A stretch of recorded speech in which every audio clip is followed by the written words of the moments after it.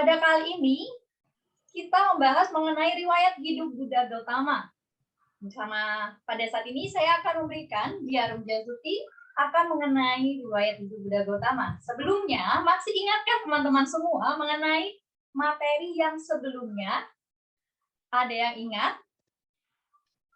Tadi sepertinya di pembukaan, saudara moderator sudah memberikan clue sedikit ya tentang materi beberapa minggu yang lalu. Ada yang ingat? Mungkin bisa raise hand? Atau mungkin langsung bisa open mic? Silakan. Oke, silakan. Ayo siapa? Oke, silakan kepada saudara Denita. Oke, 2 minggu yang lalu atau pertemuan sebelumnya kita membahas mengenai riwayat hidup Buddha Gautama dari lahir sampai meninggalkan istana. Oke, minggu lalu atau 2 minggu yang lalu kita membahas mengenai riwayat hidup Buddha Gautama dari beliau lahir hingga melepaskan keduniawian. Nah, masih ingat tidak siapa pembicaranya? Ada yang masih ingat siapa pembicara pada 2 minggu yang lalu? Ayo, siapa yang ingat? Apakah lupa pembicara 2 minggu yang lalu? Apakah masih ada ingat teman-teman siapa sih pembicara kemarin ya, Ci ya? Iya, pembicara ya. Yang waktu 2 minggu yang lalu mengenai riwayat hidup Buddha Gautama dari beliau lahir hingga meninggalkan istana. Ada yang masih ingat tidak? Oke, silakan kepada saudara Patrick. Randy Liao. Oke, betul, Randy Liao. Nah, jadi karena minggu lalu atau 2 minggu yang lalu kita sudah membahas mengenai riwayat Buddha Gautama dari beliau lahir hingga meninggalkan istana, maka selanjutnya kita akan melanjutkan perjalanan, yaitu setelah Pangeran Siddhartha melepaskan keduniawiannya, ternyata tadi di awal moderator bilang ya, apakah Pertapa Gautama atau Pangeran Siddhartha setelah melepaskan keduniawian, apakah balik lagi ke istana, ataukah melanjutkan perjalanannya? Nah, ternyata teman-teman, setelah Pangeran Siddhartha melepaskan semua keduniawiannya, beliau melanjutkan perjalanannya. Beliau melanjutkan perjalanannya menuju Raja Gaha, di mana selama 7 hari setelah melepaskan keduniawian, beliau tinggal di bawah pohon mangga. Nah, setelah tinggal di sana, akhirnya beliau melanjutkan lagi perjalanannya menuju Raja Gaha. Nah, pada saat di Raja Gahala, ternyata beliau mendapatkan dana makanan dari warga di sekitar sana ya, di Kerajaan Magadha.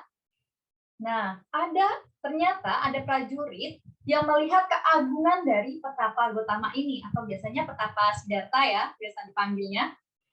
Karena mengetahui ada petapa atau yang sangat luar biasa, anggunnya sangat berjalan, kemudian terlihat dari raut wajahnya sungguh luar biasa, akhirnya melaporkan kepada rajanya.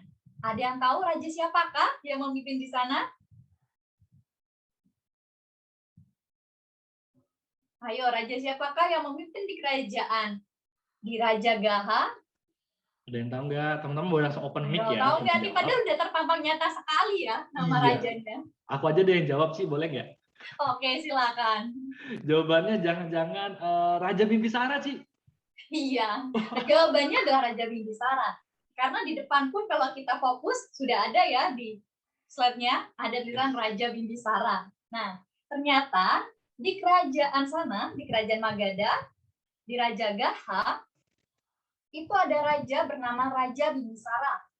Di mana ketika prajuritnya menawarkan atau memberitahukan bahwa ada petapa yang sungguh luar biasa dan berbeda dari petapa-petapa sebelumnya, akhirnya Raja Bimbisara menjadi semangat atau tergugah. Wah, siapa ya kira-kira petapa ini? Nah, untuk mengetahuinya lebih lanjut, akhirnya Raja Bimbisara pun menyuruh beberapa prajurit untuk memperhatikan petapa tersebut. Nah, karena sudah memperlihatkan bahwa petapa itu sungguh agung, berjalannya pun juga penuh dengan wibawa, akhirnya Raja Bimbisara pun menemui petapa tersebut. Bertanyalah Raja Bimbisara kepada Pertapa Gautama tersebut. Wahai petapa, apa yang kau lakukan di sini? Siapakah dirimu? Dari manakah asal dirimu? Kemudian Petapa Gotama menjawab bahwa beliau adalah putra dari seorang raja terbesar atau raja kerajaan Kapilawastu, yaitu adalah Raja Suddhodana. Kemudian dia ingin meninggalkan istana untuk mencari sebuah pembebasan untuk semua makhluk. Kemudian Raja Bimbisara pun menawarkan setengah kerajaannya untuk Petapa Gotama ini. Tetapi Petapa Gotama pun menolak tawaran Raja Bimbisara.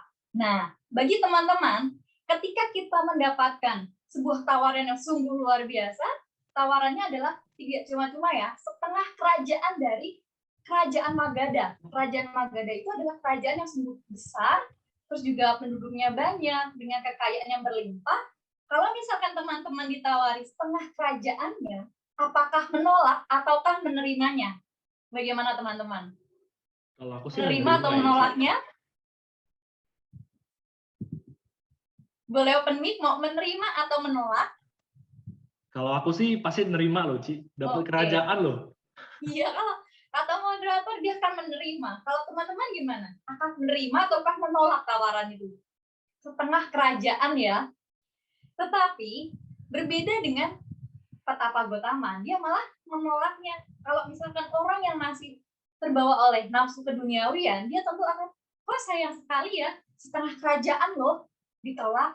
Nah, karena Petapa Gotama masih ingat dengan tujuannya. Dia melepaskan keduniawian, melepaskan menjadi putra mahkota untuk meninggalkan keduniawian dan ingin mencari obat penderitaan bagi semua makhluk agar terbebas dari kelahiran, kemudian usia tua, sakit, dan bahkan kematian. Akhirnya pun, setelah mendengarkan pernyataan dari Petapa Gotama, akhirnya Raja Bimbisara merasa sungguh kayak terkejut dengan jawaban dari beliau. Akhirnya, Raja Bimbisara pun berbicara, baiklah Petapa, jika engkau sudah menjadi budak kelak, aku ingin engkau mengunjungi kerajaanku dan memberikan dhamma kepada aku dan para rakyatku.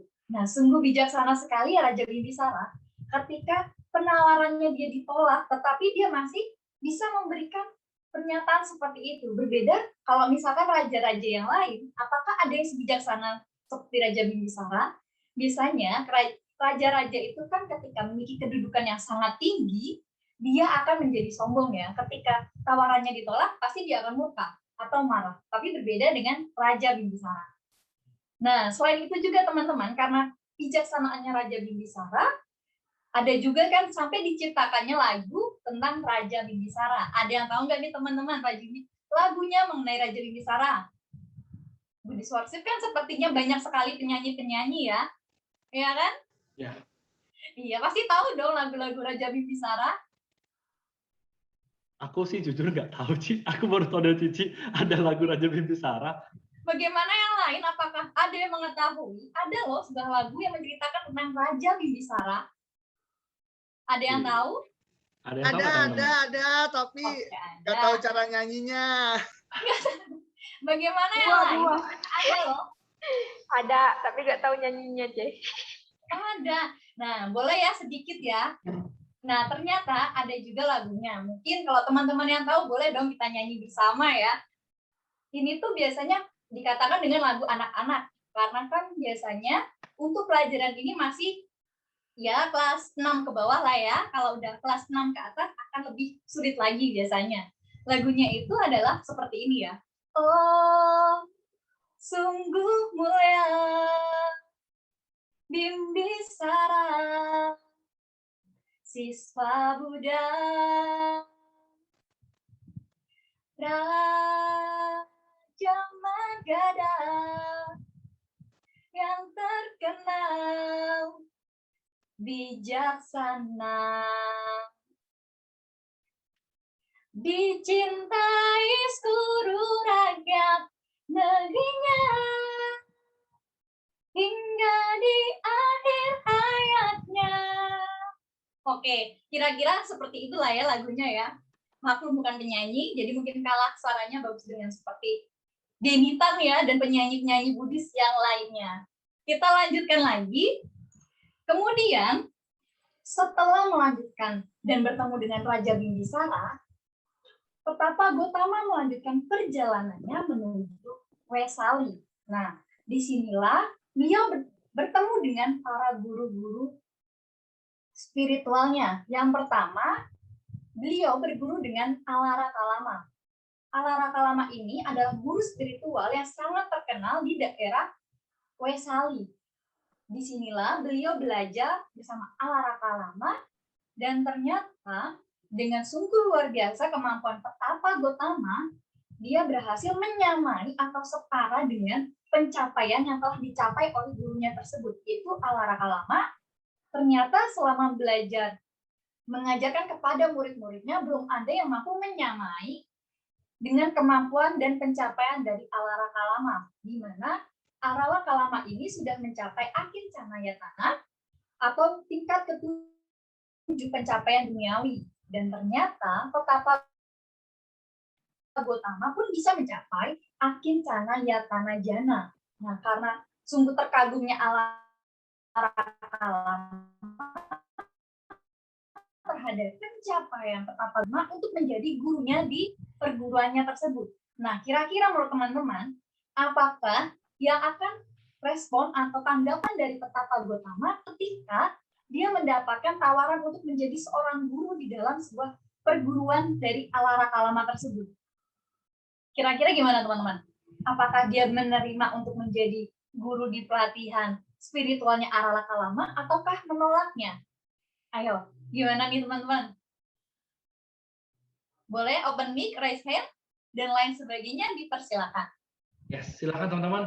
Angkat tangan. Ya. Ya, raise hand lah. Langsung aja ngomong, nggak apa-apa. Ayo, kira-kira apakah Petapa Gotama menerima ataukah menolaknya? Bagaimana teman-teman? Jangan-jangan menerima ya, Ci ya? Oke, mungkin kalau misalkan kita ya, ketika tadi dapatkan setengah kerajaan, tetapi pastinya kita akan menerima. Tetapi berbeda dengan Petapa Gotama, dia menolak setengah kerajaan tersebut dari Raja Bimbisara.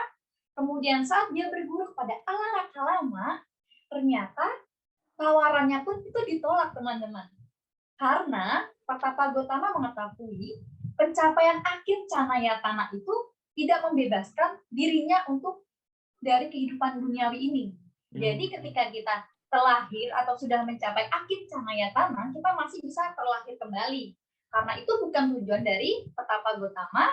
Akhirnya beliau menolaknya dengan kata-kata yang sopan dan tidak menyakiti gurunya ya. Dan akhirnya pun gurunya sangat terkagum dan akhirnya Petapa Gotama pun melanjutkan perjalanannya menuju Magadha.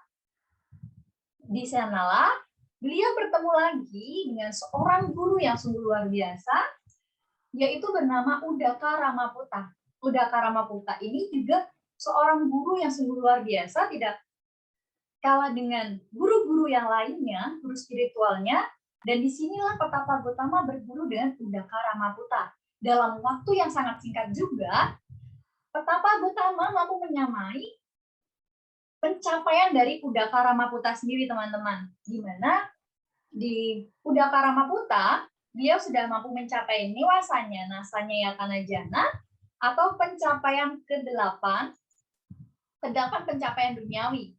Dalam waktu yang sangat singkat, ternyata Petapa Gotama pun mampu menyamainya. Dengan sangat kagum Udaka Ramaputa dengan pencapaian Petapa Siddhartha, ya sama seperti tadi, beliau menawarkan untuk menjadi guru dalam sebuah tempat perguruannya Udaka Ramaputa. Namun, Petapa Gotama pun menolak semuanya. Beliau berharap karena itu bukanlah sebuah tujuan dari meninggalkan istana atau pembebasan duniawi. Sehingga Petapa Gotama karena belum mendapatkan kepuasan dari kedua gurunya, akhirnya Petapa Gotama pun meninggalkan kedua gurunya dan melanjutkan perjalanannya. Nah, untuk selanjutnya, beliau berjalan dan menuju ke hutan Urwela, dan disinilah beliau melakukan pertapaan keras. Nah, teman-teman tentu tahu dong, berapa lama sih pertapaan keras Petapa Gotama yang dilakukan untuk agar bisa menjadi seorang Buddha? Gimana teman-teman? Adakah yang tahu kira-kira berapa tahun pencapaiannya atau berapa tahun melaksanakan pertapaan keras ini? Silakan teman-teman yang tahu langsung aja. Kalau nggak mau open mic boleh ketik di kolom chat ya, Ci ya. Ya, Nanti akan bacakan. dan nanti dibacakan oleh moderator. Bagaimana teman-teman? Berapa tahun kira-kira? Apakah Nggak tahu 1 tahun, 1 bulan? Nanti dapat hadiah deh kalau benar dari Cidia ya. Ya, tuh bercanda. Oke, boleh diisi. Ini udah Bagaimana? banyak Apakah yang sudah jawab. ada yang menjawab? Belum ada. Oh, ada nih, ada deh. Kode milih lagi. Jawabnya 6 tahun, Ci. Oke, ternyata benar ya jawabannya. Pertapaan keras yang dilakukan oleh Pertapa Gotama itu adalah sebanyak 6 tahun ya teman-teman. 6 tahun itu bagi kita itu lama atau sebentar sih? Kalau kita ibaratnya masih sekolah, itu SD ya, SD kelas 1 sampai kita lulus nanti, itu 6 tahun. Ya kan? Itu sungguh sangat luar biasa, sungguh lama sekali, apalagi pertapaan ini sungguh luar biasa. Disinilah saat pertapaan keras dimulai, awal mulanya ternyata Pertapa Gotama itu tidak yang kita bayangkan loh, ketika beliau melakukan pertapaan tiba-tiba 6 tahun kemudian menjadi Buddha, tidak seperti itu. Tetapi pada awalnya beliau juga seperti kita. Ketika kita belum pernah mengunjungi suatu tempat, apalagi kita misalkan pergi sendirian di hutan untuk bertapa, pasti akan muncul perasaan takut, perasaan gelisah. Begitu juga dengan Pertapa Gotama. Pada mula-mulanya, karena belum terbiasa, beliau juga merasakan ketakutan saat ingin bertapa di sana. Apakah dia bisa atau tidak.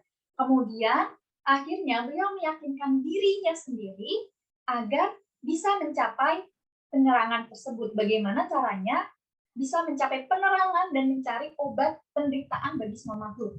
Karena ingat tujuannya, akhirnya beliau meyakinkan diri sendiri dan menghilangkan rasa takutnya tersebut, teman-teman. Dari meredakan rasa takutnya tersebut, akhirnya beliau pun bertemu dengan 5 orang petapa. Ada yang tahu siapa saja 5 orang petapa tersebut? Ayo, mungkin di pelajaran SD, SMP, SMA sudah mendapatkan pelajarannya ya, 5 orang petapa. Yes. Bagaimana teman-teman tahu siapa saja 5 orang petapa? Bisa open mic dong. Sekali-sekali mendengarkan suara bagusnya, suara emasnya yang terkeluar. Iya. Oke, silakan teman-teman. Ada yang jawab di chat sih, Ci. Coba Oke, aku bacain silakan. ya. Dari Van Kos jawabnya Asaji doang. Oh, Terus Saji ada berarti Pan- baru 1 ya? Masih Iya, kurang baru 4. 1. Oh, Oke, Weni. silakan. Silakan si Weni. Si Weni mau open mic. Kondana, Papa, Bardia, Mahanama, dan Asaji. Oke, betul. Terima kasih, Ciweni. Nah, ternyata benar ya, tadi jawabannya ada 5. Asaji, Mahanama, Kondanya, Wapa, dan siapa lagi satunya tadi? Badia, Ci. Badia. Oke, berarti sudah ingat ya dan sudah tahu. Nah, selain itu, ternyata selama pertapaan keras, Pertapa Gotama ditemani oleh 5 orang petapa tadi ya. Kemudian beliau atau mereka akhirnya menjalankan pertapaan keras. Karena 5 orang petapa tersebut mengetahui ada seseorang yang ingin menjadi Buddha, sehingga mereka tadi 5 orang petapa mengikutinya dan berguru dengan Pertapa Gotama, di mana 5 orang petapa tersebut melayani Pertapa Gotama dengan baik, seperti menyapu, kemudian memberikan air dan lain sebagainya, untuk memberikan rasa hormat dan penghormatan kepada Pertapa Gotama. Kemudian setelah melakukan pertapaan keras selama 6 tahun, di mana Pertapa Gotama itu saat meditasi, ternyata beliau berusaha untuk tidak bernapas pada meditasinya ya. Dia menahan napas, baik napas dari mulut, hidung, maupun udara yang masuk dari telinga. Beliau berusaha untuk tidak bernapas, kemudian selalu berusaha, dan akhirnya ditambah lagi dengan berusaha makan sedikit demi sedikit, teman-teman. Jadi itu kenapa beliau badannya bisa kurus kering, seperti kita lihat sendiri ya di slide. Dia tuh badannya bisa dikatakan ketika kita pegang perutnya, tangan kita pun bisa menyentuh dengan punggung di belakangnya ya. Jadi langsung kayak kurus sekali lah ya. Itu karena beliau tidak makan sama sekali. Beliau hanya makan sedikit saja. Seperti biji-bijian, mungkin 1 butir nasi sehari. Coba, 1 butir nasi sehari. Apakah itu bisa buat kenyang? Kalau kita saat ini ya, satu butir nasi saja, apakah bisa buat kenyang teman-teman? Mungkin yang kadang 1,5 porsi, 1 porsi pun buat kita, karena keserakahan, terkadang itu kan masih kurang kenyang ya, karena kurang puas. Tetapi beliau hanya makan 1 butir nasi atau 1 biji-bijian untuk menghindari atau mengurangi rasa nafsu keserakahan tersebut. Akhirnya, karena para dewa mengetahuinya, akhirnya itu para dewa berusaha untuk memberikan asupan nutrisi kepada Petapa Gotama melalui pori-pori dalam tubuhnya ya teman-teman. Jadi itu para dewa ingin membantu Petapa Gotama agar tetap hidup, yaitu dengan memberikan nutrisi makanan melalui pori-pori kulit Petapa Gotama. Namun Petapa Gotama pun menolak karena dia berpikir berarti sama saja saya berbohong. Saya ingin menghindari makan makanan untuk demi sedikit, tetapi kok para dewa membantu. Berarti kan itu sama saja dia berbohong kepada dirinya. Akhirnya, setelah itu pun Petapa Gotama akhirnya menyadarinya, ya, dan akhirnya Petapa Gotama itu seperti mendapatkan sebuah 3 perumpamaan yang menyalakan api. Nah, teman-teman tahu nggak 3 perumpamaan api ini itu bisa kita ambil maknanya, di mana pada saat pertama itu perumpamaannya ketika kayu itu basah, kayu itu bergetah, dan dia berada di dalam air, maka kayu itu tidak bisa kita nyalakan apinya. Kita tidak bisa membuat api dari kayu tersebut. Nah, diibaratkan dengan para biku yang sudah meninggalkan keduniawian, tetapi dia masih melekat pada secara fisik maupun mental, seperti masih meninggalkan rumah tangga untuk menjadi biku, tetapi masih melekat kepada istri, anak, keluarga, harta, dan lain sebagainya, itu akan percuma. Perjuangan mereka akan sia-sia saja. Nah, biasanya itu disebut dengan Saputa Baria Pabaja, atau para biku yang masih terikat dengan istri, anak, keluarga, harta, dan lain sebagainya. Kemudian, perumpamaan menyalakan api yang kedua, yaitu adalah ketika para biku sudah melepaskan keduniawiannya, dia secara fisik sudah siap, tetapi mentalnya belum. Nah, ini biasanya disebut dengan Brahmana Damika Pabaja. Jadi, dia emang sudah meninggalkan keduniawian, tetapi dia masih melekat terhadap benda-benda. Masih melekat terhadap keduniawian. Jadi, diibaratkan juga sebagai Petapa Gotama bahwa percuma ketika para biku sudah meninggalkan rumah tangga, tetapi dia masih melekat, itu akan sia-sia pencapaiannya. Itu akan sia-sia perjuangan selama menjadi petapa. Dan yang kedua itu adalah ibaratnya kayu yang basah, masih ada getahnya, tetapi dia berada di tanah yang kering, jauh dari air. Itu adalah yang Brahmana Damika Pabaja. Sedangkan yang ketiga, yaitu adalah kayu yang kering, sudah tidak bergetah, dan berada di tanah dan jauh dari air. Nah, maknanya itu, ketika sudah seorang biku meninggalkan keduniawian, dia sudah siap secara fisik dan secara mental, maka perjuangannya pun tidak akan pernah sia-sia. Karena dia sudah meninggalkan semuanya, tidak melekat kepada apapun. Nah, ini disebut dengan Bodhisatta Pabaja yang dilakukan oleh Petapa Gotama. Nah, kemudian setelah itu, karena menyadari bahwa petapaannya itu tidak berhasil, karena setelah 6 tahun itu kan meninggalkan, kemudian makan makanannya sedikit, sehingga badannya kurus kering, dia pun akhirnya menyadari bahwa pencapaian ini tidak akan pernah berhasil. Akhirnya, beliau mengingat dengan saat dia ingin mencapai, pada waktu usia 7 tahun, beliau kan pernah mencapai jana ya, bermeditasi di bawah pohon, akhirnya dia menyadarinya itu, dan beliau akhirnya meninggalkan pertapaan keras ini selama 6 tahun. Jadi ini di akhir-akhir pertapaannya. Beliau sudah menyadarinya, ternyata penyiksaan dirinya itu tidak akan menghasilkan apa-apa. Karena petapaan yang terlalu berlebihan itu tidaklah baik dan tidak akan menghasilkan sesuatu yang dia harapkan. Nah, karena beliau sudah mulai menyadarinya, ternyata ketika seperti tadi ya, Petapa Gotama memiliki 5 teman atau 5 orang petapa tadi yang menemaninya. Kemudian karena beliau sudah menyadari dan temannya itu kayak, kenapa kok beliau malah meninggalkan petapaannya? Kenapa dia malah keluar dan akhirnya mencari dana makanan lagi? Jadi kan ketika temannya mengetahuinya itu, 5 orang petapa akhirnya meninggalkan beliau karena dia merasa kecewa. Kenapa malah meninggalkan? Jadi ibaratnya kayak petapa Gotama itu sudah menyerah untuk ingin menjadi budak. Padahal bukan begitu yang dimaksud oleh petapa Gotama. Nah, ternyata di akhir itu, akhirnya semua para pengikutnya tadi, ada 5 orang petapa akhirnya meninggalkannya.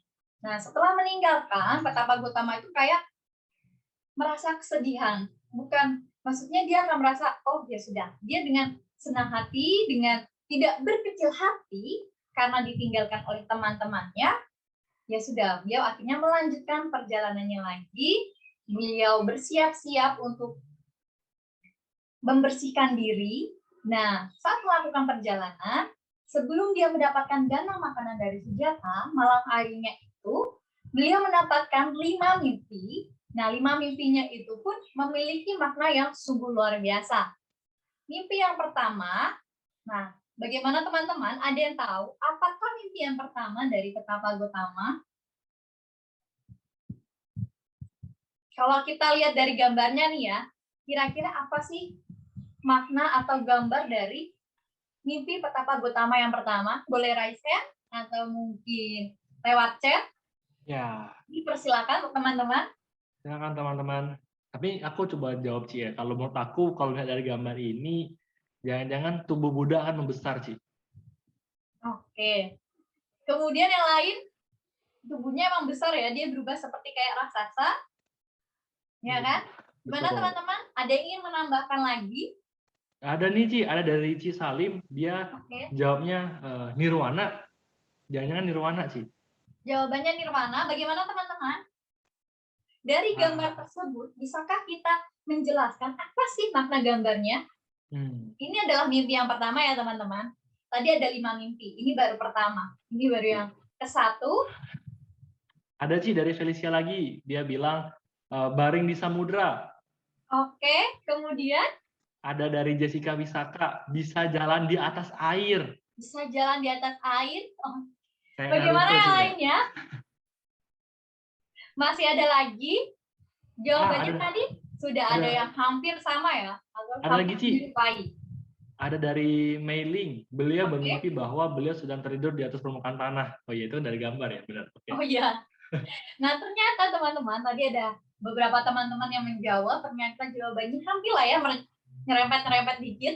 Nah, pada gambar yang pertama ini, beliau bisa kita lihat dulu dari posisi badannya, beliau berubah menjadi raksasa, kemudian dari posisi kepala, beliau itu ibaratnya bantalan dengan Gunung Himalaya. Coba, Gunung Himalaya kan sungguh besar ya, tetapi Gunung Himalaya itu malah dijadikan bantal dari petapa Gotama. Kemudian, tangan kiri beliau itu ada di Samudra Timur, kemudian tangan kanannya ada di Samudra Barat, dan kakinya ada di Samudra Selatan. Wah, jadi benar-benar sungguh kayak kita katakan adalah raksasa ya. Dari kepalanya di Gunung Himalaya, berbantal dengan Gunung Himalaya, kemudian tangan kanan, tangan kiri, dan kaki ada di samudra. Nah, ternyata dari mimpi tersebut ada maknanya loh teman-teman. Di mana nanti bahwa petapa Gotama akan mencapai penerangan sempurna dan beliau mampu mengajarkan damanya kepada para dewa. Kemudian para dewa, manusia, dan Brahmana. Ternyata beliau juga akan mengajarkan pencapaiannya kepada semua makhluk. Itu mimpi yang pertama, teman-teman. Kemudian, mimpi yang kedua, ada yang tahu? Coba diperhatikan dengan benar. Kira-kira ini mimpi yang kedua itu mengenai apa ya? Tumbuh pohon ada yang ya, tahu Ci? tidak? Bagaimana? Itu tumbuh pohon ya, Ci, ya gambarnya ya? Ya, betul. Itu tumbuh sebuah rumput tiria ya namanya. Itu Oh. tumbuh dari pusar petapa Gotama. Mimpi yang kedua adalah beliau bermimpi tumbuhlah rumput tiria dari pusarnya menuju ke langit yang tingginya itu hampir ribuan yojana. Ribuan yojana sampai ke langit. Kemudian maknanya dari mimpi kedua itu adalah beliau akan menemukan jalan mulia berunsur 8 atau Cakari Arya. Maksudnya Hasta Arya Marga, Hasta Arya Marga dan jalan tengah Majjhima Patipada. Nah, dari sinilah beliau juga akan mengajarkan kepada siswanya mengenai 8 jalan mulia dan jalan tengah tadi. Nah, teman-teman ada yang tahu nggak sih? Dari 8 jalan mulia, itu kan ada 8 tuh ya. Kira-kira apa saja sih 8 jalan mulia? Ada yang tahu teman-teman? Yuk, silakan teman-teman langsung di open mic aja kalau mau jawab langsung, atau boleh diketik di kolom chat. Iya. 8 jalan mulia. Ada yang masih ingat? Mungkin ada jawaban. Ada nih Ci dari Liliak. Pandangan benar. Baru satu ya, pandangan benar. Terus ada dari Cipantas juga sama. Oh, Ciwini mau jawab langsung. Silakan Ciwini. Oke, silakan Saudara Weni.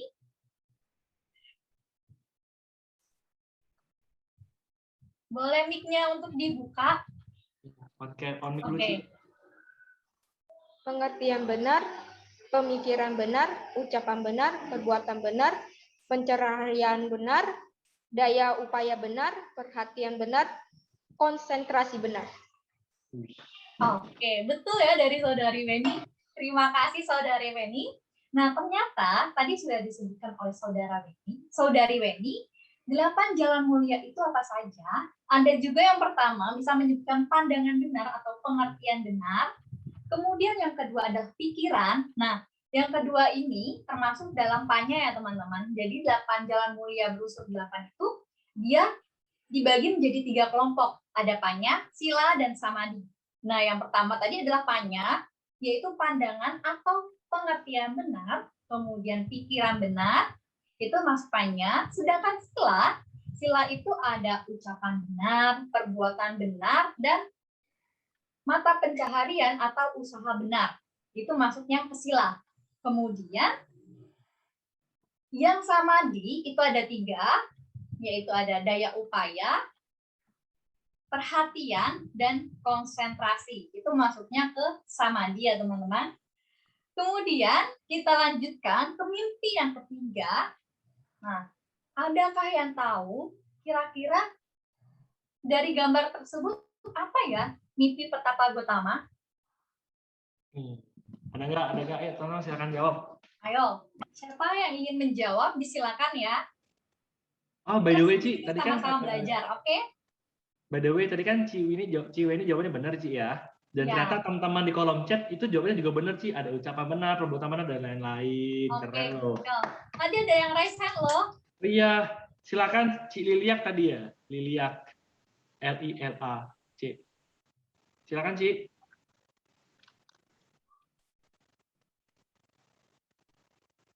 Tadi sepertinya ada yang raise hand ya. Mungkin masih malu-malu, boleh lewat di chat ya.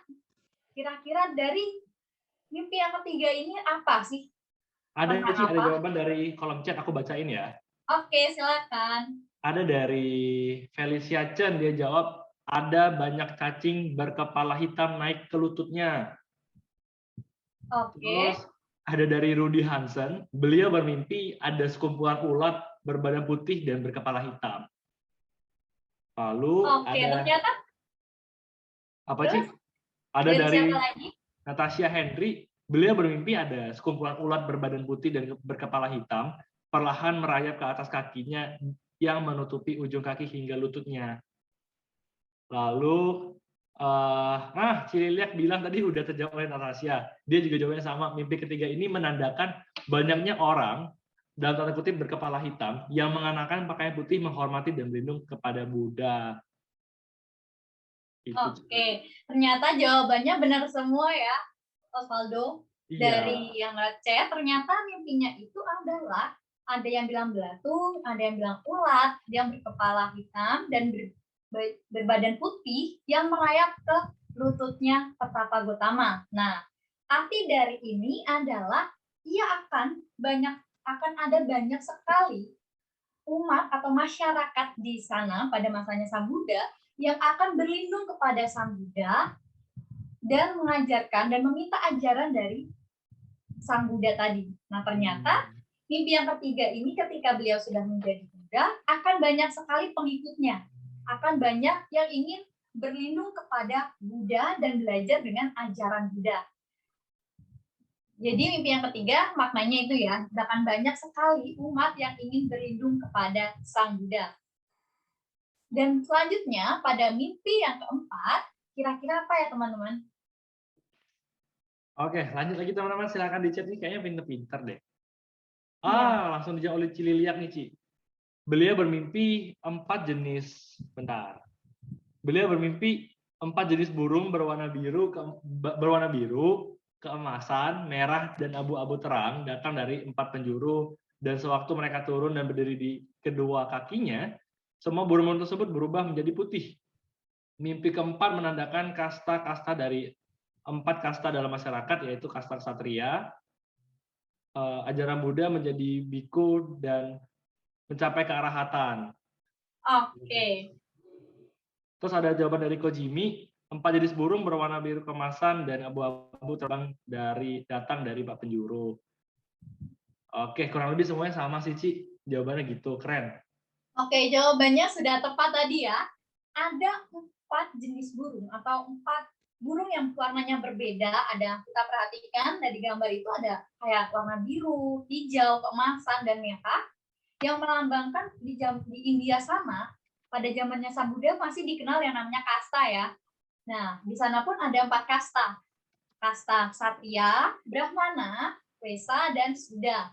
Nah, di mana nanti keempat kasta tersebut akan menjadi biku dan bisa mencapai tingkat arahata. Di mana ketika mereka menjadi biku itu dalam Buddha itu sama ya, sama semua, tidak membedakan kasta. Mana dia kasta Sudha, mana dia kasta Wesa, Brahmana, maupun Ksatria. Jadi semua kasta ketika menjadi biku, semuanya itu sama. Seperti gambar ini ya, semua burung yang berbeda-beda, ketika dekat dengan Sang Buddha, dia menjadi warna putih. Ya kan? Jadi mimpi yang keempat adalah seperti tadi. Ketika semua kasta berbeda dan menjadi biku, semuanya akan sama, dan akan menjadi atau mencapai tingkat arahata. Bagaimana dengan mimpi yang kelima? Oke, silakan teman-teman langsung lanjut ke mimpi yang kelima. Wah, langsung dijawab oleh Cici Liliak dong. Ntar aku bacain. Oke. Beliau bermimpi bahwa beliau sedang berjalan mondar-mandir ke sana kemari di setumpukan kotoran setinggi gunung tanpa menjadi kotor. Mimpi kelima ini menandakan perolehan 4 kebutuhan, yaitu jubah, makanan, tempat tinggal, obat-obatan, dan memanfaatkannya tanpa terikat dan melekat pada mereka, Ci. Jawabannya dari Cililiak. Terus ada dari Cimailing, kurang lebih sama dengan Cililiak, tapi ada tambahannya adalah, aku bacain aja ya, Ci ya, karena panjang. Dia bermimpi mendaki gunung kotoran yang besar tanpa dikotori oleh kotoran itu tersebut. Ya, tanda bahwa Sang Tathagata akan menerima banyak pemberian, jubah, makanan, tempat tinggal, obat-obatan, dan beliau akan menggunakannya tanpa terikat kepadanya karena melihat kebahayaan, karena mengetahui jalan keluarnya. Lalu ada dari Felicia Chan yang terakhir, maknanya Tathagata hanya menerima sesuatu yang dibutuhkan dan tidak melekat padanya. Gimana, Ci? Oke, jawabannya sudah benar semua ya. Jadi mimpi yang terakhir ini di mana Petapa Gotama kelak di sini adalah mondar-mandir di gunung dengan tumpukan kotoran itu ya, tetapi tidak ada sama sekali kotoran yang menempel pada dirinya.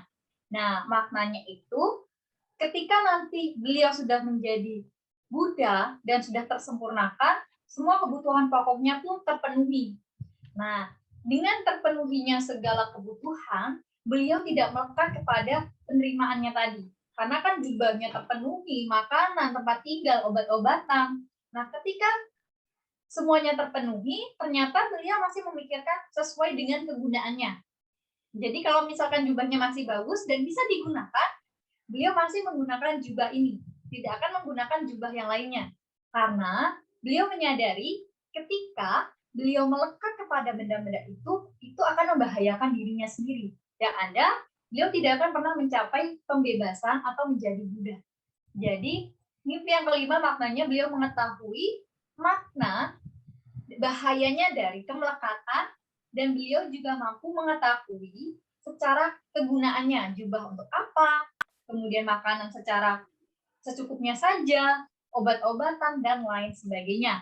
Nah, setelah beliau mengalami 5 mimpi tersebut, pada keesokan harinya, di mana beliau mendapatkan dana makanan dari Sujata. Nah, Sujata ini adalah putri dari kerajaan di sana, di mana selama 20 tahun yang lalu, Sujata ini menyembah pada pohon banyan ya.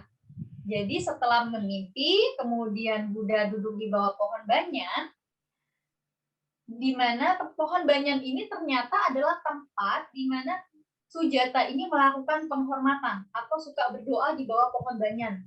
20 tahun yang lalu, Sujata suka berdoa di bawah pohon banyan, berharap kepada Dewa Pohon untuk memenuhi atau mengabulkan permintaannya. Di mana doanya itu adalah dia berharap bisa menikah dengan seseorang yang kaya dan setara dengan dirinya, dan mempunyai anak atau seorang putra.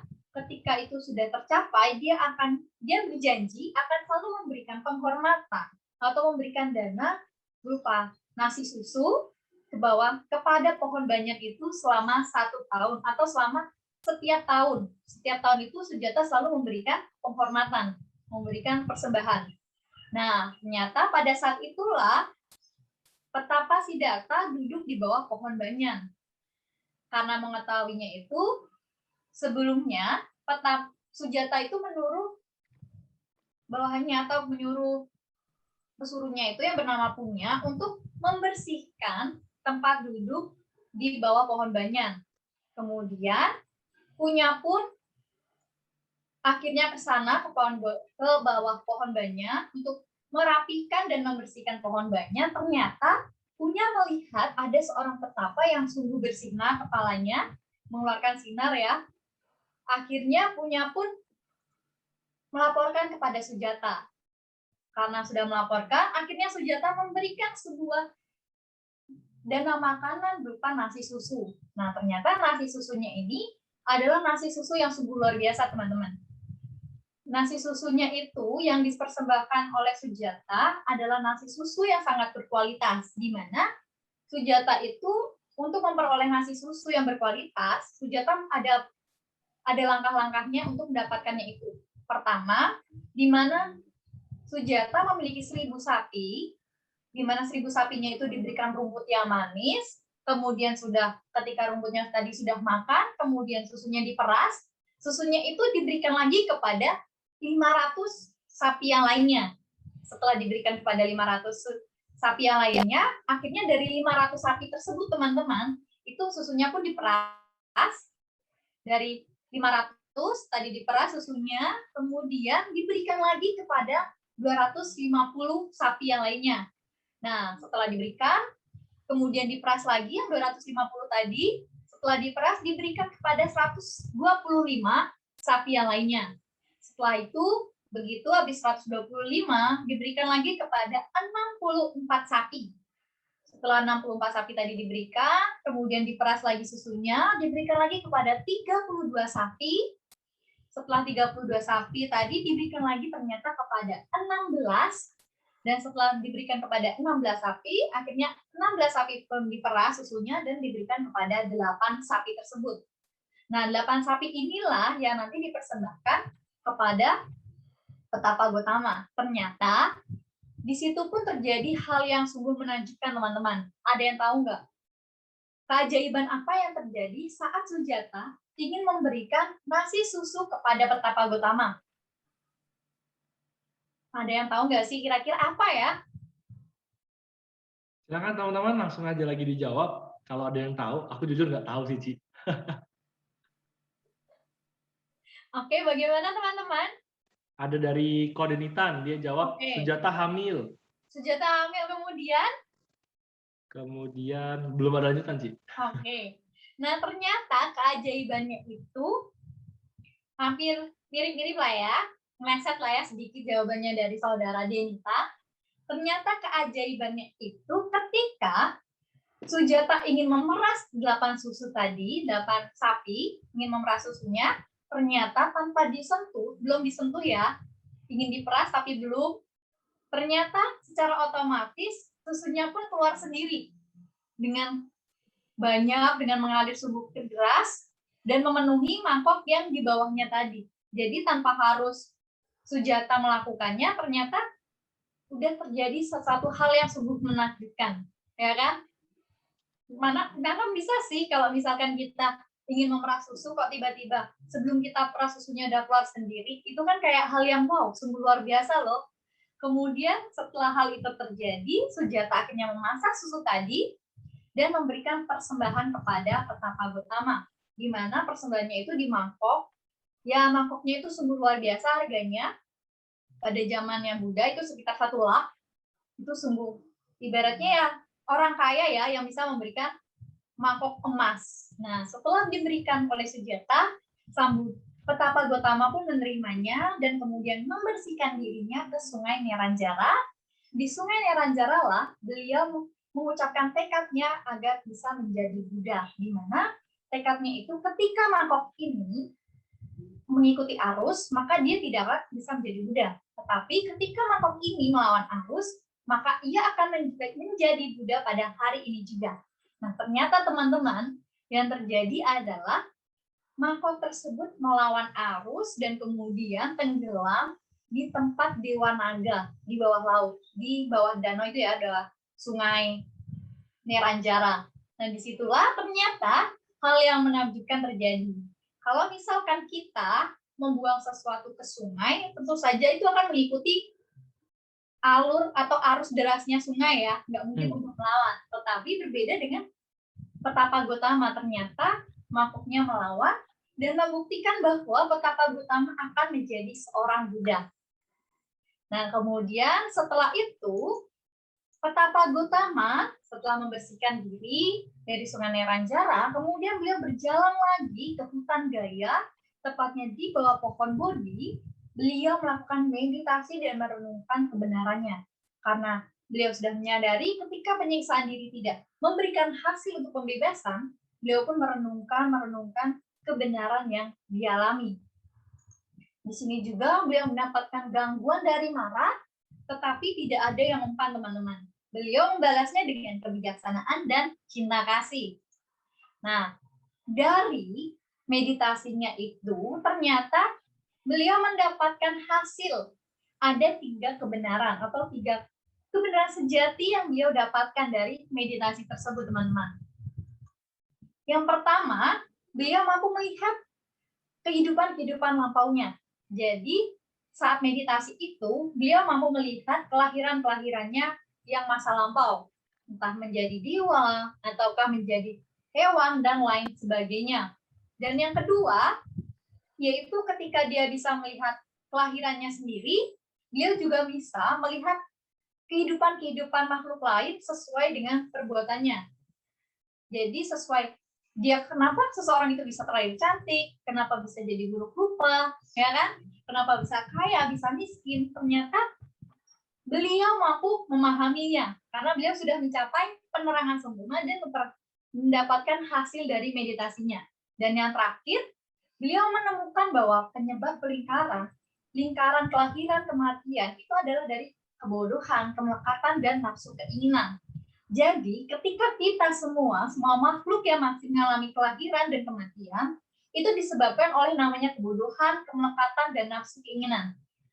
Tetapi, ketika seseorang sudah tidak memiliki kebodohan, kemelekatan, dan nafsu keinginan, maka orang itu tidak akan mengalami yang namanya kelahiran dan kematian, atau yang disebut bisa mencapai nibbana. Nah, kita lanjut teman-teman. Setelah mencapai penerangan sempurna, di mana 7 minggu setelah mencapai penerangan sempurna, beliau mendapatkan dana makanan dari seorang upasaka yang bernama Tapusa dan Balika. Nah, Tapusa dan Balika ini adalah Upasaka pertama Sang Buddha yang berinduk pada Buddha dan Dhamma. Nah, disinilah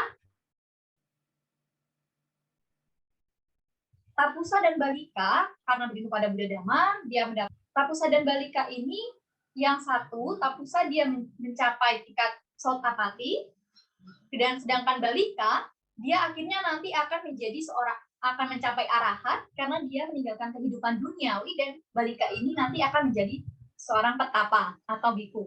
Nah, kemudian teman-teman setelah tadi mendapatkan dana makanan dari Tapusa dan Balika, dan Buddha tadi kan sudah mencapai penerangan sempurna tuh ya, dan beliau pun bingung untuk mengajarkan kepada siapa sih ajarannya. Nah, ada yang tahu tidak siapa itu Brahma Sahampati?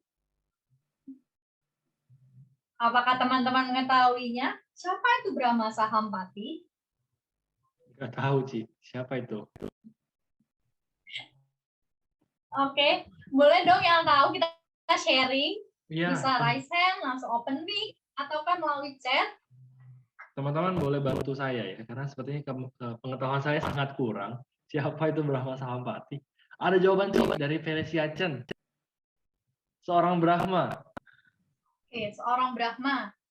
Iya, karena depannya Brahma ya. Iya. Terus ada jawaban dari Abdi Oke. Dinawir. Ada jawaban dari Ko Abdi. Dia bilang Bagaimana yang lainnya? Raha Surgawi, Ci. Oke. Bagaimana yang lain? Oke, Si silakan Weni. Saudari Weni.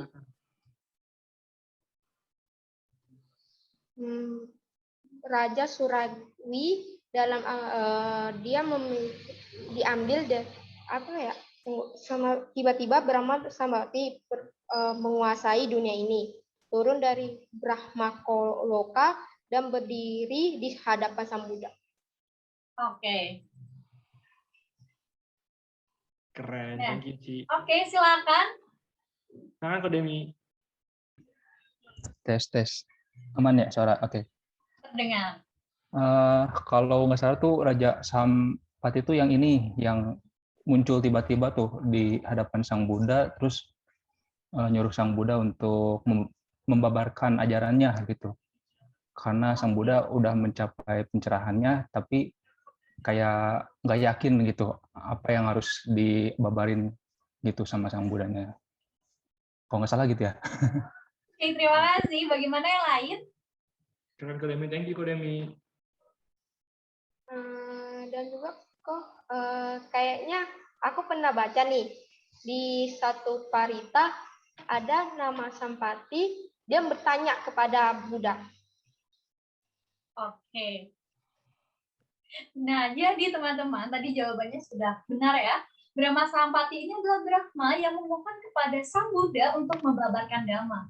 Nah, ternyata setelah Buddha mencapai penerangan sempurna atau petapa Gautama menjadi seorang Buddha, beliau juga bingung kepada siapakah Dhamma ini akan diajarkan. Karena Dhamma ini kan sangat halus, kemudian sangat mungkin kalau umat awam yang seperti kita yang masih banyak sekali kelekatan, itu akan sangat sulit untuk memahami Dhammanya. Kemudian datanglah Brahma Sahampati. Pernah dengar tidak parita Dhamma Desana Aradhana yang berbunyi seperti ini?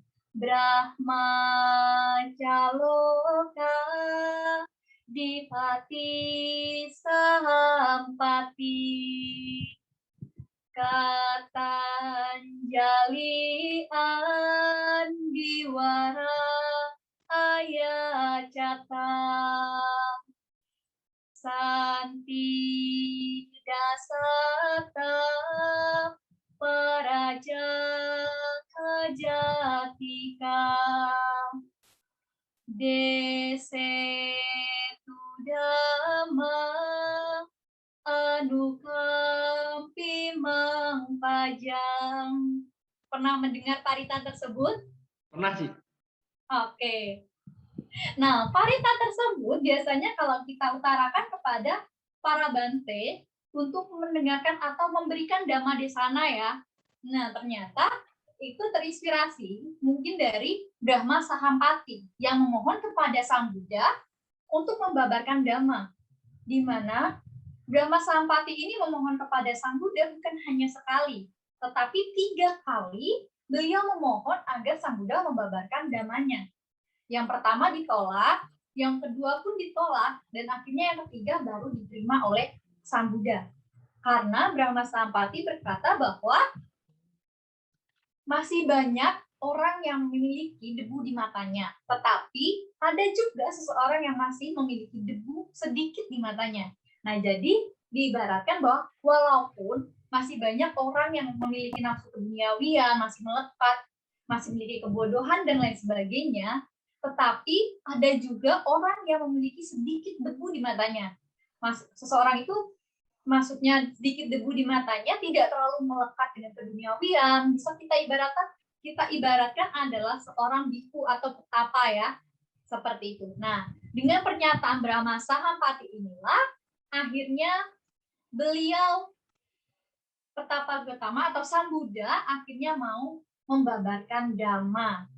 Oke, nah cukup sampai di sini kita mengenai dari Petapa Gautama meninggalkan istana atau perjalanan dari Petapa Gautama setelah meninggalkan istana sampai Brahma Sahampati.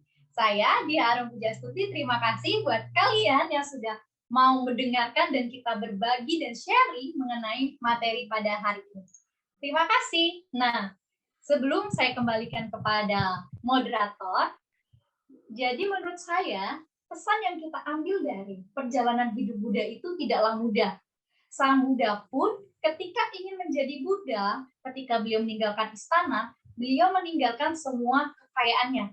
Beliau meninggalkan semua rasa nyaman, kenikmatan, dan sebagainya yang beliau punya untuk membebaskan semua makhluk dari penderitaan.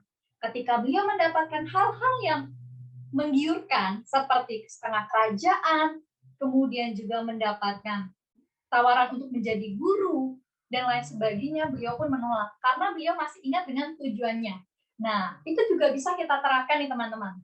Ketika kita memiliki tujuan, ketika kita memiliki planning ke depannya seperti apa, kita punya cita-cita untuk menjadi apa, kita jalankan dengan sepenuh hati. Walaupun terkadang banyak sekali dalam perjalanan kita mendapatkan godaan, kita mendapatkan gangguan dan lain sebagainya, tetapi dengan tekad yang kuat, dengan usaha yang benar-benar luar biasa, tentu saja kita bisa akan mencapai tujuan tersebut. Seperti Petapa Gautama, walaupun beliau mendapatkan banyak sekali godaan, banyak sekali tantangan, akhirnya beliau pun bisa menjadi Buddha. Terima kasih. Saya kembalikan kepada saudara moderator. Oke, luar biasa banget teman-teman. Jujur aku pribadi pernah baca tentang Rewet Sang Buddha, tapi tidak sedetail ini ternyata. Ada banyak beberapa hal yang aku baru tahunya dari Cidia. So thank you banget Cidia atas penjelasannya, dan mungkin teman-teman yang di sini juga pasti merasa bahwa pemaparan dari Cidia ini sangat jelas. Tapi mungkin ada dari kalian yang mau bertanya untuk memperjelas kembali atau mau nanyakan sesuatu yang kalian bingungkan. Boleh banget langsung raise hand tangannya untuk open mic dan bertanya. Ataupun kalau misalnya kalian ragu, malu-malu nih kan, aduh jangan deh kok nanti kecantikan dan kegantenganku terekspos, jangan dulu deh. Boleh diketik di kolom chat, ya silahkan. Jangan ragu, jangan takut, jangan bimbang, tenang, yang bertanya akan mendapatkan jawaban, bukan mendapatkan hadiah. Bukan mendapatkan hukuman, tapi akan mendapatkan jawaban. So tenang aja, silakan yang ingin bertanya, kita berikan waktu dan kesempatan untuk bertanya. Keren loh, kapan lagi kalian bisa nanya dari seorang juara 1 Dhamma Duta. Aku insecure, belum pernah aku menang Dhamma Duta, tapi Cidia udah berkali-kali. Keren. Ada nggak teman-teman? Adakah? Coba kita absen. Apakah jangan-jangan ini Ci, aku curiga mereka ini cuma hadir secara Zoom doang. Fisik dan pikiran itu nggak di sini. kita coba absen. Halo, ada Ko Patrick, ada BW Admin, ada Dia Arum, Dia sendiri, ada Ko Ivan, Sutanto, ada siapa lagi nih? Ada Radiliau, ada Abdi Bina, ada Angel Chen, ada Bimski, ada Chelsea, ada Denili, ada Nitan, ada Velchen, ada Hayama, ada Ilona, ada Inung, Ismanti, Jayana, Jessica, Jimmy, wah banyak loh. Oke, so teman-teman boleh bertanya sekarang langsung atau mau di kolom chat juga boleh.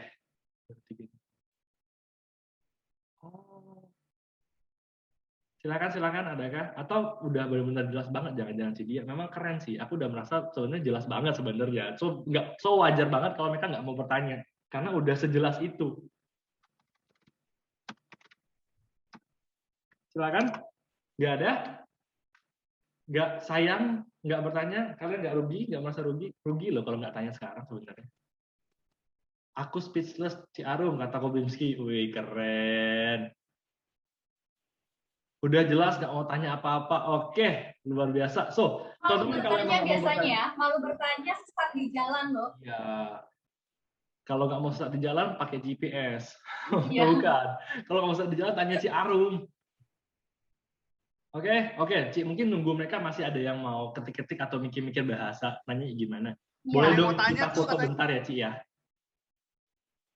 Kita foto bentar ya. Oke, so teman-teman yuk sambil kalian memikirkan mau nanyanya apa dan mau bahasanya gimana, kita foto bareng dulu. Untuk yang belum open cam, silakan di open cam. Nggak lama kok, cuman 5 menit selesai fotonya. Silakan. Hai, Abdi Bina Warata. Wah, lucu sekali Anda, hidungnya berwarna. Iya. Iya.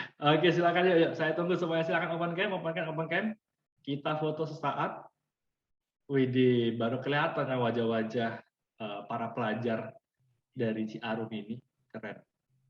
Oke. So kalau gitu silakan rapikan rambut, ambil posisi yang baik, biar terlihat jelas di kamera. Saya akan foto, saya akan screenshot dari layar pertama. Kita 2 layar. So saya nggak tahu kalian berada di layar yang mana. Jadi stay sampai foto ini selesai. Oke, siap? Lihat ke kamera. Senyum yang lebar, senyum Pepsodent. 1, 2, 3. Oke, pertama selesai. Tunggu. Saya save dulu. Bentar. Oke, kita lanjut ke halaman kedua. Tahan sekali lagi. 1, 2, 3. Oke, mantap. Luar biasa sekali teman-teman yang udah mau. Nah, numpung kalian open cam, jangan di close. Jangan di close. Langsung kita lanjut ke pertanyaan. Numpung kalian sudah open cam. Oke, silakan. Yang mau tanya langsung aja. Numpung udah terekspos wajah kalian. Kalau kalian nggak tanya, nanti Ci Arum cari satu-satu. Aku udah ada foto kalian, aku udah ada nama kalian, aku bisa cari kalian kapan saja. Enggak ya, bercanda teman-teman. That's okay. So, ada yang mau tanya? Nggak ada?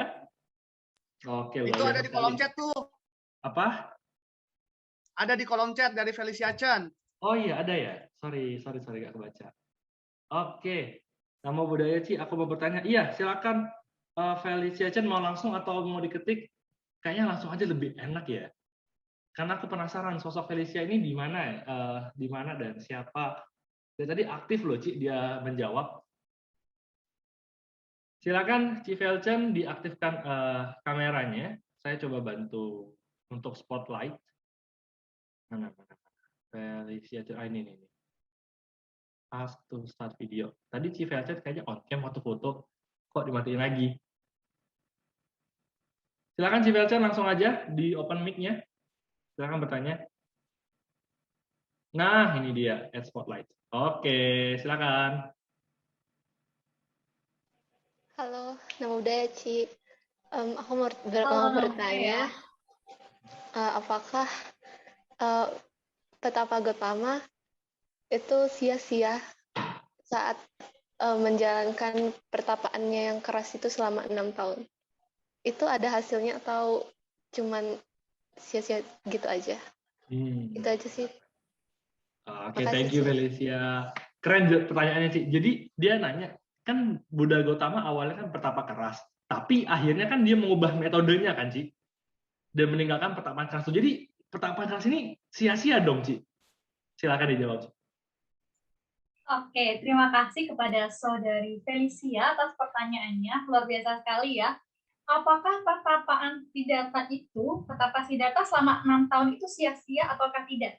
Nah, kalau saya katakan itu sia-sia, sebenarnya tidak ya. Karena ketika beliau melaksanakan atau melakukan meditasi atau pertapaan keras selama 6 tahun, ketika beliau sudah menyadarinya, akhirnya beliau mengubah pola untuk bertapanya menjadi yang lebih mencapai pembebasan. Nah, ibaratnya ya kalau kita ambil dalam kehidupan kita ya, ketika kita mempunyai tujuan, ternyata kan kita terkadang melakukan sesuatu hal yang mungkin kurang tepat buat kita. Nah, dari situlah karena kita mengetahui cara yang kita lakukan tidak tepat, kurang tepat, atau kurang baik, yang tidak membantu kita untuk tujuan kita, akhirnya kita mengubah polanya. Jadi begitu juga dengan Petapa Gotama. Petapa Gotama pertama berpikir ketika dia melaksanakan pertapaan keras selama 6 tahun, tidak makan, tidak minum, kemudian juga tadi dalam meditasinya beliau menahan napas, itu dia berharap itu adalah akan mencapai pembebasan. Tetapi ternyata setelah 6 tahun berlalu, itu tidak ada hasilnya. Dan malah membuat dirinya tersiksa kan, jadi tinggal tulangnya yang kelihatan, kemudian dia pun akhirnya pernah sempat pingsan juga. Ternyata dengan cara begitulah dia menyadari bahwa cara ini yang kulakukan kurang tepat, sehingga beliau mengubah pola pikirnya.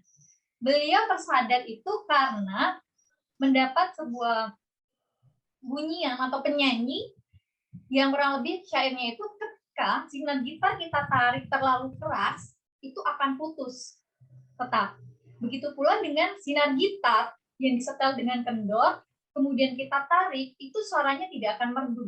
Tetapi sinar gitar akan terdengar merdu apabila senarnya itu tidak diikat terlalu keras dan tidak diikat terlalu kendor. Nah, dengan kata-kata itulah akhirnya Petapa Gotama menjadi sadar bahwa ketika kita melakukan sesuatu yang secara berlebihan, itu tidak akan mendapatkan hasil yang baik. Begitu juga ketika kita melakukan sesuatu yang kayak kendor atau bermalas-malasan, itu juga tidak akan menghasilkan sesuatu yang baik. Jadi kalau menurut saya itu sia-sia atau tidak, itu tidak. Karena itu adalah pengalaman yang dilakukan oleh Petapa Siddhartha. Karena ada pengalaman itu, akhirnya beliau tersadarkan. Jadi seperti itu. Oke, luar biasa banget. So, gimana si Felicia Chan udah terjawab nggak? Jadi sia-sia atau enggak itu justru nggak sia-sia ya, karena kalau dia nggak bertapa secara keras, dia nggak akan tahu metode lain, ternyata ada juga metode yang lain. Gimana Ci Felchen? Kalau oke, boleh dijempolkan.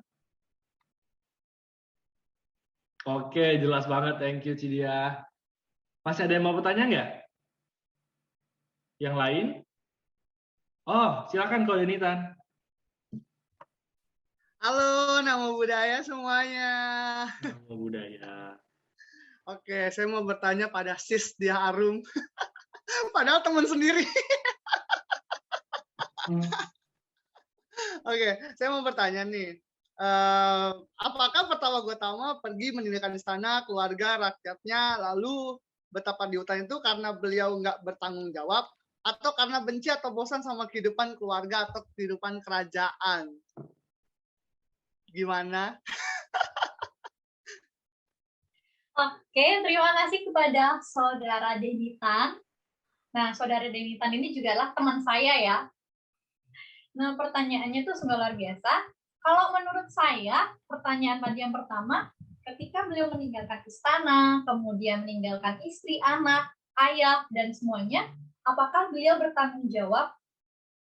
Berarti beliau ketika meninggalkan istana, meninggalkan anak yang ibaratnya Rahula itu baru masih berusia berapa bulan ya, atau berapa hari, beliau akhirnya meninggalkan itu, apakah beliau namanya melepaskan tanggung jawabnya sebagai seorang ayah dan seorang suami? Nah, kira-kira kalau misalkan kita itu memiliki pemikiran seperti sebelumnya, pada saat saudara Randy itu kan pernah juga tuh meninggalkan istana, ya kan? Pada saat meninggalkan istana, ketika beliau sudah mendapatkan seperti pencerahan dari seorang petapa yang melihat 4 peristiwa itu kan yang terakhir adalah petapa, ya kan? Ketika beliau sudah tersadarkan dan ingin meninggalkan keduniawian, kemudian beliau dapat kabar bahwa putranya lahir. Nah, dari situlah beliau mengatakan bahwa 1 jeratan telah lahir, 1 belenggu pun telah lahir. Jadi dengan lahirnya Rahula itu ternyata ingin menyebabkan membuat Petapa Gotama untuk sulit meninggalkan istana. Tetapi karena tanggung jawabnya, dia ingin membebaskan makhluk hidup, semua makhluk, bukan hanya ibunya, bukan hanya ibu tirinya, kemudian ayahnya, anaknya, istrinya, tetapi semuanya, karena beliau ingin membebaskan dan mencari obat untuk semua makhluk. bisa kita katakan beliau tidak meninggalkan tanggung jawab, karena beliau juga mencari sesuatu untuk semua makhluk. Jadi seperti itu. Kalau dikatakan meninggalkan tanggung jawab atau tidak, sebenarnya tidak. Karena yaitu beliau ingin mencari sebuah obat untuk semua makhluk. Jadi bukan untuk mementingkan keluarganya, tetapi juga mementingkan semua makhluk. Dan untuk pertanyaan yang kedua tadi mengenai apakah karena beliau bosan atau benci dengan keluarganya, akhirnya beliau meninggalkan istana atau bagaimana? Sebenarnya tidak ya. Karena kan Raja Sudodana sendiri memberikan banyak sekali kenyamanan, seperti membangunkan istana, membangunkan kolam, dan lain sebagainya. Tentu itu kalau buat kita adalah hal yang sangat menyenangkan. Tetapi karena beliau ini adalah seorang bodhisattva atau calon Buddha, jadi dia tidak akan pernah tergiur dengan hal-hal seperti itu, ya kan? Jadi beliau meninggalkan istana ya karena beliau ingin mencari pembebasan bagi semua makhluk. Jadi bukan karena bosan, bukan karena apapun, bukan karena benci, tetapi karena beliau sayang dengan semua makhluk, sayang dengan keluarganya, akhirnya beliau pun berusaha untuk menciptakan atau mencari obat agar semua makhluk itu terbebas dari lingkaran kelahiran dan kematian. Jadi kalau menurut saya seperti itu. Oke, luar biasa banget. Gimana kau Denny? Cukup, terima kasih, Sis Dia Harum. So, jadi Buddha itu bukan nggak bertanggung jawab ya teman-teman, karena tiba-tiba beliau pergi ninggalin gitu aja, enggak. Dia justru pergi untuk tujuan yang sangat mulia, bukan hanya untuk keluarga tapi ke semua makhluk. Oke, luar biasa. Thank you Cidia. Gimana yang lain? Ada lagi yang mau bertanya? Udah? Cukup? Gimana? Yes, betul Ko Bimski, bener banget. Oke deh, Cidia. Kayaknya udah cukup, karena pertama memang pemaparan dari Cici udah sangat jelas. So wajar banget kalau mereka nggak banyak bertanya. Lalu yang kedua, jawaban Cici tadi mungkin sudah mewakili dari semua pertanyaan yang ada. Oke, thank you Cidia. Thank you semuanya yang udah berkontribusi dan bersumbangsi dalam kegiatan Young and Wise pada hari ini. Semoga apa yang disampaikan oleh Cidia dapat membantu kalian semua, membantu kita semua untuk memahami lebih dan menumbuhkan ketertarikan yang lebih untuk belajar Buddha Dharma. Oke, untuk dari itu, mari kita akhiri ya Ci ya, acara kita pada hari ini. Thank you banget Cidia, dan thank you teman-teman. Dan kalian juga bisa baca di layar kalian, dan mohon maaf sebelumnya kalau nanti agak terbelit. Oke. Kami posisi yang nyaman. Homage to our great teacher Sakyamuni Buddha. Homage to our great teacher Sakyamuni Buddha. Homage to our great teacher Sakyamuni Buddha. I'm taking refuge in the Buddha, for that all sentient being shall realize the great path and aspire to supreme state of mind. I'm taking refuge in the Dhamma, for that all sentient being shall deeply enter the Tripitaka and attain wisdom like ocean. I'm taking refuge in the Sangha. All sentient beings shall lead the unity in the harmony with hindrance, with love, compassion, joy, and equanimity. Perfect the Dhamma realm. Cherish merit, form affinities to benefit heaven and earth.